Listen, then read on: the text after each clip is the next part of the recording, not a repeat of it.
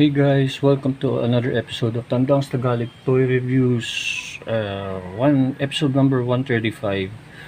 So, the Happy New Year ending special tayo ngayon. At sana maganda yung naging Christmas nyo at naging happy lahat at naging safe lahat. Na umuuso na naman yung COVID, so hoping na lahat kayo ay safe. Ang episode na to ay hatid sa inyo ng Top Series Papa, Humble Oven by Anna, Sweet Infusions ni Tita Shawi Nagbuya at Chloe's, at syempre Mikey's Burger House, Lamuan branch ni Tito Behe and family. Syempre Andy Bakes. Hello sa inyo lahat. Nakita nyo naman, naka ultra wide tayo ngayon. So, ito toy review natin ngayon ay malaki-laki. Ito. Yung 22 by 60 cm. Yung McFarlane na Batmobile and Batmobile. Yung kay Michael Keaton na Batmobile yung sinauna. Yung kalaban niya si Jack Nicholson. Yan, gold label. Hello kay Sir Mark Chua. Maraming salamat sa Batmobile niya. Okay, sukatin na natin to. Syempre box muna para sa mga nagtatanong. Ang Batmobile ay 22.5 inches yung length niya. Yung height niya ay 10 inches. Tapos 10 inches din. Ito naman yung girth niya ay 8 inches. Tapos para sa mga tatanong, ito naman 10 inches din. Nakuha ko to hindi na brand new, pero okay lang, walang kaso. Nakuha ko siya without the fig, full disclosure. Kilala ko naman si Sir Mark, so okay naman siya. Magiging mabilis lang tong toy review na to. Ito yung year-ender special natin. Maraming salamat sa patuloy na nag-like, share, and subscribe. Yung fig na mismo. Ayun na. Very iconic Michael Keaton Batmobile. So, siya ay naka matte black. Siya yung second version. Kasi yung una nilabas ni McFarlane is yung iba yung kulay nito. May pagka brown yata. Tapos ito ay may faded gray. So medyo nagkagaguhan kasi madaming bumili kagad nun. Tapos lumabas yung pelikula, nagkayamutan, nilabas ng version na to. So yun, ano na kaya balita doon sa mga, actually hindi naman kaso masyado doon sa unang bumili kasi marami sa kanila nagko-custom. So nung nakuha ko siya, nakatanggal yung fins niya. Dahil hindi siya magkakasya ng hindi tatanggalin to. Nagkaroon din ng issue na yung iba, parehas kanan, parehas kaliwa. So maswerte naman at maayos yung fins niya. Okay, sukatin muna natin siya. From dulo hanggang fin, 22 inches. Yan, 22 inches siya. Yun. 22 inches from dulo to dulo. Yung height niya mula dito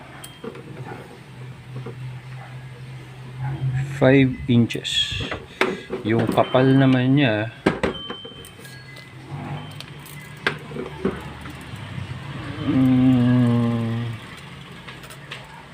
8.5 inches.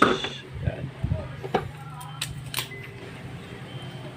So nahati siya sa matte black, gray, merong chrome, syempre reddish orange na tail lights, Ito ay kakulay nito. Ito ay kakulay nito. At sa yung ilaw niya, yan, orange. Parang almost khaki brown. Ito alam ko to dapat silver to. Pero ito saka yung booster niya ay magkakakulay. Ano ba mga gimmick nito? Ang gimmick nito ay isa lang ang gimmick nito, yung canopy. Tumigay pa yung misis ko sa background. Yan. Pag pinindot mo siya, yun, nag-slide open siya. Siyempre, mano-mano. Or, pwede mo siya i-buksan ng ganun. Okay. Ang steering wheel ba ay naiikot? Hindi siya naiikot. Ganun lang siya. Meron ba siyang napipindot? Wala. Lahat ay naka-paint through na. Nga pala, pag sinuot mo yung kamay mo dito, hindi siya tipo yung shoot yung lahat ng fig mo. May ano talaga to, may certain, kumbaga may hangganan, tatama yung paanong fig mo. So, hindi natin alam kung magkakasya ba yung Batman na 3 Jokers version dito. May mga dials naman dito. Yan. At paint wise, walang lagpas-lagpas ah. So, medyo maingat sila doon. So, okay naman siya. Walang lagpas-lagpas. So, maayos yung pintura niya. Nakakatuwa din dito yung detail. Ultimo yung steering wheel niya is may ano, may tawag dito bat emblem.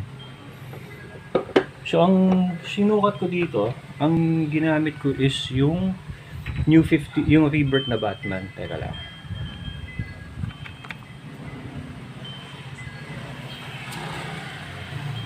So, pag ginamit mo si Rebirth Batman, dahil ito ay custom wings, kailangan mo siya i-ano. Oo nga pala, kalimutan ko sabihin, obvious naman, yung salamin niya is clear. Yung nga pala sa mga family ko sa US, mga kapatid ko, nanay ko, mga tito ko dyan. Hello kay Tito Gary and family. So, ganyan. Tito Kat, sa best friend ko si Doc, Tito Jeff. Hello. Tito Behe, Tito Juman, Tito Perms, si Bruns, at si Tito Mike. Yun. Upo mo siya, swak na swak. Shoot mo ganun. Medyo kita siya ng konti lang. Ayun. One thing that I need to point out, magkaiba yung kulay ng gulong at hindi siya tinipid. Underside niya may malaking bat logo. Astig siya. So, pwede nyong masabi na halimbawa meron kayong 5-6 years old, literally ito display piece siya, pero matigas, matibay siya, sturdy, may certain weight. Kumbaga pwedeng pambugbugan, panggasgasan. Yun nga lang,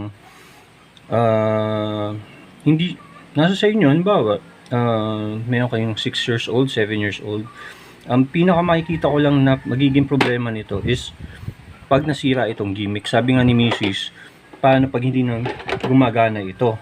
Paano halimbawa, kung ano man mangyari, hindi mabuksan. So, yun ang magkakaalaman. Pero sa ngayon, kung ang mga kiddies nyo naman ay maingat sa mga toys, lalo sa ganito, pwede naman. Siguro with adult supervision na lang. Pero more on, pag dinisplay mo siya, okay naman siya. Maganda siyang pang-display. Pwede din naman pang bagdagulan, ika nga. Yun nga lang, iingatan nyo to kasi ito ang pinaka-prone. Itong part na to. Alright, ayan. Once again, ito ang inyong Homeboy Squad. Maraming salamat sa inyong patuloy na pagla-like, share, and subscribe. Kita-kita tayo next year in season 2 ng Pinoy Batman. Maraming salamat. And once again, ingat sa inyo. Happy New Year sa lahat. Please continue to like, share, and subscribe. Bye-bye!